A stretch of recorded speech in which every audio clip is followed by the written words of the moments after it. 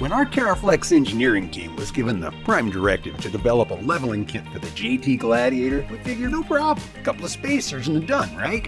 No. First, the factory ride height, front to rear, had to be addressed. Then a discussion was held on what constitutes a leveling kit. Do we just need to add some to the front? Or what about spacer material? Do we squirt some rubber into a mold and throw it onto the springs and hope it doesn't crack and break down over time? Not an option. The 1.5-inch front hard nylon impregnated spacers were designed for the long haul. The rear 1/2-inch spacers were added to help keep the level look, even with an added bumper or accessory weight in the rear. Bump that tire size up to a no-rub 35 on a Rubicon and an easy fit 33 on the rest of the Gladiator fleet. But don't forget the bump stop extensions. Bump stops are critical to keeping those nice fender flares from being blown off when you hit that surprise washout in the trail. It happened. The TeraFlex JT Gladiator leveling kit. Thought out quality components that make you smile when you say, check out my new TeraFlex equipped ride.